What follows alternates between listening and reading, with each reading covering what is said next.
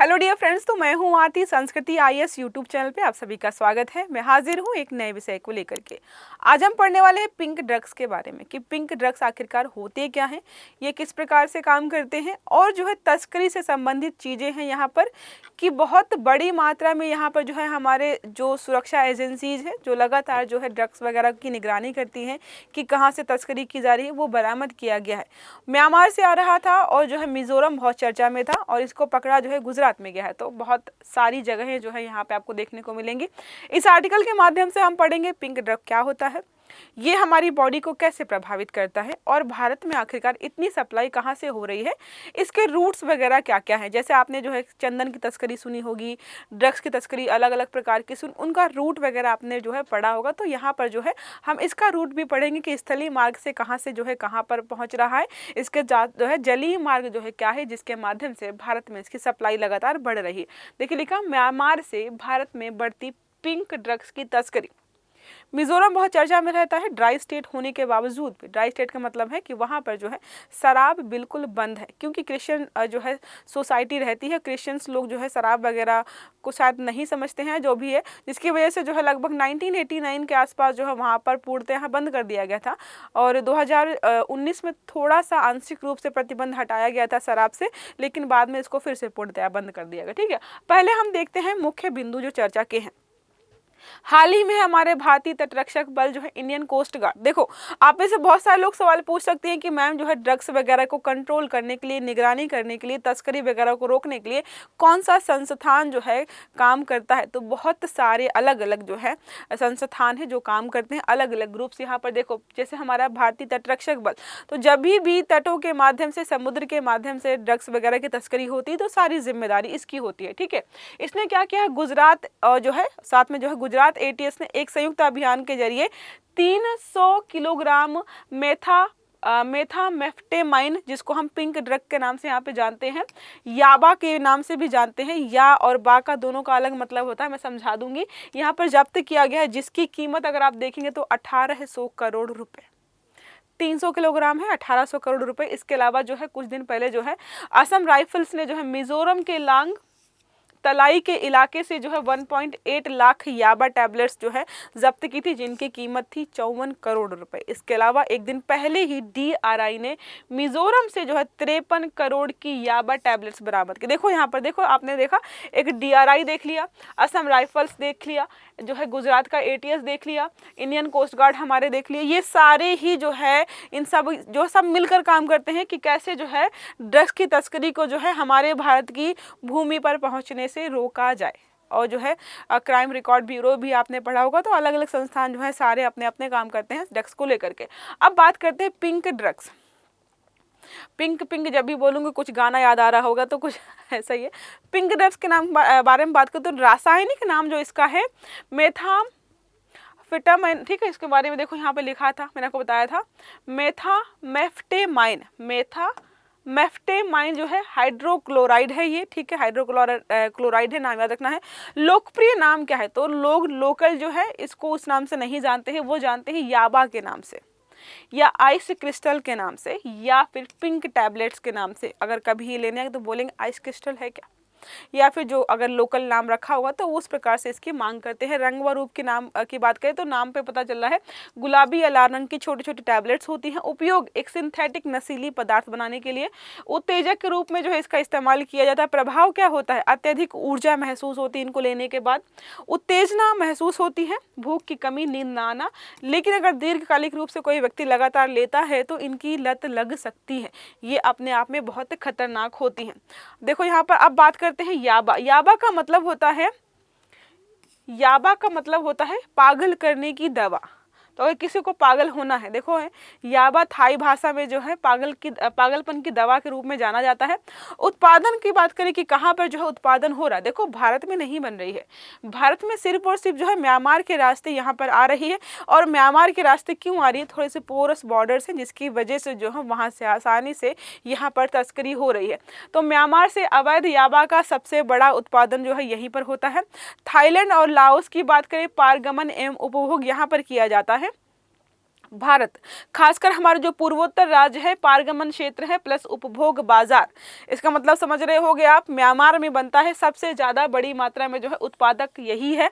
और ये कहाँ कहाँ पहुंचा रहा, थाईलैंड, लाओस और भारत के जो है पूर्वोत्तर राज्यों में जो है लगातार इसकी सप्लाई हो रही है।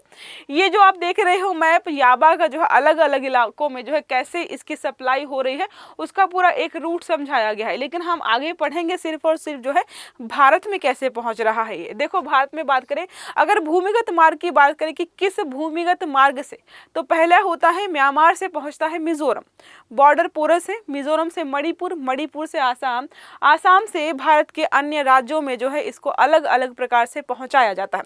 ये हो गया इनका लैंड वाला रूट, भूमिगत मतलब भूमि वाला रूट की कहां से कैसे ये पहुंचा रहे। अब दूसरा आते हैं समुद्री मार्ग के जरिए, क्योंकि हमने देखा जो है इसको पोर्ट पर पकड़ा गया है, तो क्या है म्यांमार तट से अंडमान या बंगाल की खाड़ी में जाता है, फिर यहाँ से तमिलनाडु, गुजरात और मुंबई, ये पकड़ा गया भी गुजरात में, ठीक है, जिसके बारे में हमने बात की है। तो ये इनका जो है समुद्री मार्ग है। अब बात करें कि तस्करी का कारण क्या है, तस्करी करके यहाँ पर क्यों ला रहे हैं। अगर उत्पादन म्यांमार में हो रहा है तो म्यांमार में क्यों नहीं बेच रहे हैं, वहां पर भी तो अच्छी खासी जनसंख्या है, या किसी अन्य जगह क्यों नहीं बेचे। तो कीमत में जो है यहाँ पर बहुत ज़्यादा डिफरेंस है। म्यांमार में कम कीमत है, 10 रुपये से लेकर के उनको 20 रुपये मिल रहे हैं। वही चीज़ जब भारत में आकर ला के बेचते हैं तो 2000 से 3000 प्रति टैबलेट। देखो यहाँ पर एक टैबलेट वहाँ पर जो है 10 से 20 रुपए में मिलती है नॉर्मली, यहाँ पर हो जाती है ये देखो 2000 से 3000 रुपए की एक टैबलेट बिक रही है। कोकेन की तुलना में सस्ती और प्रभावशाली भी है। कोकेन जो है इससे और महंगा होता है, 10, 15, 20 हजार का मिलता है। उसके अलावा प्रभावशाली भी लगभग इतना होता है। लेकिन अब लोगों के पास अगर सस्ता विकल्प जो है मौजूद है, इसलिए यहाँ पर तस्करी हो करके लोगों को जो है इस प्रकार के ड्रग्स जो है सप्लाई किए जा रहे हैं। अब अगर हम बात करें मिजोरम की, मिजोरम जो बहुत चर्चा में है, ड्रग्स की तस्करी और उपयोग दोनों में प्रभावित राज्य सबसे ज्यादा यही है। 100% ड्राई स्टेट है, शराब की बिक्री, उत्पादन सब कुछ बैन है यहाँ पर, लेकिन ड्रग्स बिक रहा है। देखो क्या है स्थिति की बात करें, अगर विवरण दोनों की बात करें, ड्राई स्टेट है, शराब की बिक्री प्रतिबंधित है, ड्रग्स की मांग इसीलिए बढ़ रही है। ऐसा होता है ना कि एक रास्ता जो है बंद होता है तो दूसरा रास्ता खुल जाता है। तो इन्होंने क्या किया है, शराब बंद कर दी है सरकार ने, तो इन्होंने ड्रग्स की ओर जो है रुझान कर लिया अपना। ड्रग्स नहीं है तो जो है सॉरी शराब नहीं तो लोग ड्रग्स का इस्तेमाल बहुत बड़ी मात्रा में कर रहे हैं। और दूसरा है मिजोरम की खुली हुई सीमाएं, कोई तारबंदी नहीं है, कोई निगरानी भी कठिन नहीं, जिसकी वजह से यहाँ पर आसानी से पहुँच रहा है। कम उग्रवाद यहाँ बहुत नहीं है। मिजोरम में उग्रवादी संगठन नहीं है, तस्करों को टैक्स भी नहीं देना पड़ता है, तो इजी हो गया। युवा पीढ़ी, देखो ड्रग्स वगैरह का जो इस्तेमाल करती है वो युवा पीढ़ी ही होती है। तो यहाँ पर युवा पीढ़ी क्या करे, इस प्रकार के ड्रग्स वगैरह का इस्तेमाल जो है लगातार करती हमें दिखाई दे रही। ओके, अब बात करें, ड्रग्स जो है सस्ती और आसानी से उपलब्ध है, नशे जो है, लत का संकट जो है, तो ये सब चीज़ें जो है लगातार इसका रीज़न बनी हुई है। अगर आपको जो है मिजोरम का मैप देखना हो, आप में से बहुत सारे लोगों ने देखा तो होगा, मिजोरम बीच में है, आसाम आपको जो ऊपर मिल जाएगा देखने को, कहीं जगह है यहाँ पर जो है मिजो हो गया, यहाँ पर जो है आसाम देखने को मिल जाएगा, यहाँ पर मिजो है, बीच में आसाम, ऊपर आसाम है। यहाँ पर जो है नॉर्थ में जो है उत्तर पूर्व में आपको मणिपुर मिलेगा, उसके नीचे आप आएंगे तो म्यांमार, उत्तर पूर्व में मणिपुर, यहाँ पर म्यांमार है। और यहाँ पर जो है वेस्ट में, साउथ वेस्ट में अगर हम बात करें बांग्लादेश मिल जाएगा। और यहाँ पर जो है उत्तर पश्चिम में जो है आपको जो है कौन सा मिलेगा, त्रिपुरा, ठीक है, यहाँ पर त्रिपुरा, वेस्ट बंगाल, ठीक है, ये सारा मैंने आपको ऑलरेडी बता दिया। अब बात करें सुरक्षा एजेंसियों की भूमिका की बात करें कि सुरक्षा एजेंसियां क्या करती हैं, अलग अलग जगह से जो है ड्रग्स वगैरह पकड़ते हैं, निगरानी करते हैं, खुफिया जानकारी रखती है ताकि सप्लाई ना हो पाए। इंडियन कोस्ट गार्ड समुद्री सीमाओं पर निगरानी करता है और जो है इंटरसेप्शन करने का काम जो है इसको दिया गया है। असम राइफल्स क्या करती है, उत्तर पूर्वी राज्यों में जमीनी स्तर पर ऑपरेशन ये करती हैं। DRI, directorate of revenue integrins जो हमारा है, ठीक है, ये हमारा अंतर्राज्यीय और अंतर्राष्ट्रीय तस्करी रोकथाम के लिए काम करता है। इंटेलिजेंस जो हमारा है, क्या है इसका नाम पूरा, डायरेक्टरेट ऑफ रेवेन्यू इंटेलिजेंस, जो हमारा DRI है वो अंतर्राज्यीय और अंतर्राष्ट्रीय दोनों प्रकार की चीज़ों को देखता है। BSF, NCB और जो है पुलिस बल जो हमारे हैं, ये समन्वय और जांच करने का काम करते हैं, वो सारे मिलजुल करके। तो इस प्रकार से हमारी सरकारी संस्थाएं काम कर रही हैं। अब चुनौतियों की बात करें, देखो मिजोरम को लेकर के चुनौती यही है कि ओपन सीमाएं हैं, खुली सीमाएं हैं तो वहाँ पे बाड़बंदी की आवश्यकता है, थोड़े से हमें जो है वहाँ पर सैनिकों की तैनाती करनी होगी। इसके अलावा कमजोर निगरानी और संसाधनों की कमी, इसको भी ध्यान रखना होगा ताकि जो है मिजोरम में ना पहुंचे। जब मिजोरम में नहीं पहुंचेंगे तो उस मिजोरम के माध्यम से असम वगैरह में या जो है उड़ीसा वगैरह जहाँ पे पहुंच रहे हैं वहाँ पर भी नहीं पहुंच पाएंगे। स्थानीय गरीबी और बेरोजगारी दर है, तस्करों के लिए आसान भर्ती है। जब बेरोजगारी ज़्यादा है, तस्कर क्या करते हैं, बोलते हैं तुम हमारे साथ काम करो, तुमको पैसे देंगे। तो लोगों को जब पैसे मिलेंगे और आप रोजगार सरकार दे नहीं पा रही तो जाहिर सी बात है लोग गलत रास्तों में जाते हैं। डिमांड ड्रिवन मार्केट है ये, महानगरों में उच्च मांग है इसकी, तो जब डिमांड बनी हुई है तो लोग जो है इसकी सप्लाई भी मेंटेन करना चाहते हैं क्योंकि इस क्षेत्र में पैसा बहुत होता है लोगों के पास। अब बात करते हैं निष्कर्ष, अगर कंक्लूजन निकालें पूरे आर्टिकल का तो क्या हो सकता है। पिंक ड्रग्स की तस्करी न केवल भारत की राष्ट्रीय सुरक्षा के लिए बल्कि यह स्वास्थ्य, सामाजिक ताने बाने और युवाओं के भविष्य को भी निगल रही है। जाहिर सी बात है युवा जब गलत हरकतों में पड़ेंगे उनका भविष्य खराब होगा और हमारी युवा जनरेशन अगर खराब होगी कल को भारत का भविष्य भी यहाँ पर खराब होती दिखाई देगा। म्यांमार से आने वाली यह चुनौती भारत को अपनी सीमा सुरक्षा, जाहिर सी बात है मैसेज दे रहे हैं कि हमें अपनी सीमा सुरक्षा पर ध्यान देना चाहिए। ड्रग्स डिमांड प्रबंधन हमारे यहाँ पर खराब है जिसके कारण जो है इतनी बड़ी मात्रा में यहाँ पर ड्रग्स आ रहे हैं। स्वास्थ्य नीतियों पर जो है नई सिरे से सोचने को जो है सरकार को मजबूर किया। तो बहुत सारे फैक्ट्स हैं जिस पर सरकार को सुधार करने की आवश्यकता है अगर हम चाहते हैं कि ये समस्या समय रहते जो है सुधर जाए। प्रश्न हमारा एक यहाँ पर है, भारत में कौन कौन से राज्य म्यांमार से सीमा साझा करते हैं। हालांकि मैंने जो है मिजोरम का बताया था आपको, मिजोरम का मैंने बताया था पड़ोसी राज्य जो है, ठीक है।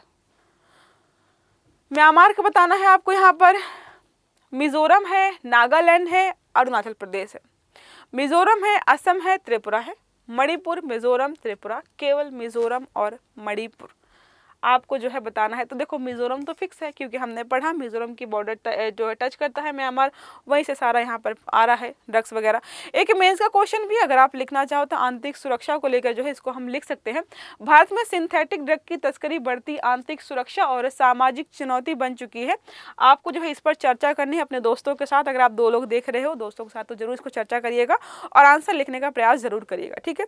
तो ये रहा छोटे से क्लास, आई होप आपको ये समझ में आई होगी, मददगार भी रही होगी। तो अगर क्लास अच्छी लगी है तो वीडियो को लाइक करना नहीं भूलना है, चैनल को सब्सक्राइब करना है, बेल आइकन दबाना ताकि सारे आर्टिकल्स आपको समय पर मिलते रहें। अच्छे से पढ़िएगा। Have a good day, thank you.